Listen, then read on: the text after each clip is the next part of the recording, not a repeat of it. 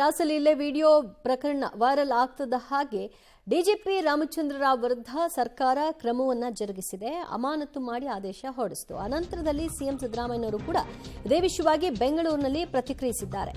ರಾಮಚಂದ್ರ ರಾವ್ರನ್ನ ಅಮಾನತು ಮಾಡಿದ್ದೀವಿ, ಅಧಿಕಾರಿ ವಿರುದ್ಧ ಶಿಸ್ತು ಕ್ರಮವನ್ನ ತೆಗೆದುಕೊಂಡು ಅಮಾನತು ಮಾಡಲಾಗಿದೆ ಅಂತ ಸಿಎಂ ಸಿದ್ದರಾಮಯ್ಯ ಬೆಂಗಳೂರಿನಲ್ಲಿ ಪ್ರತಿಕ್ರಿಯಿಸಿದರು.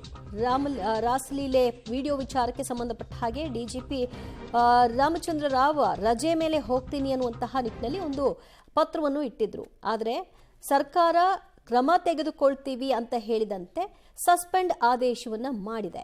ಈಗ ಮುಂದುವರೆದಂತೆ ತನಿಖೆಯನ್ನ ನಡೆಸಿ ಇದರ ಸತ್ಯಾಸತ್ಯತೆಯನ್ನ ತಿಳಿಯುವಂತಹ ಪ್ರಯತ್ನ ಮಾಡುತ್ತೆ. ಇದೇ ವಿಷಯವಾಗಿ ಸಿಎಂ ಕೂಡ ರಿಯಾಕ್ಟ್ ಮಾಡಿದ್ರು.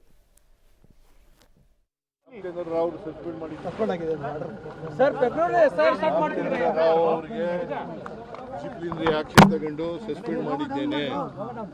ರಾವ್ ಸಸ್ಪೆಂಡ್ ಮಾಡಿದ್ದೇನೆ.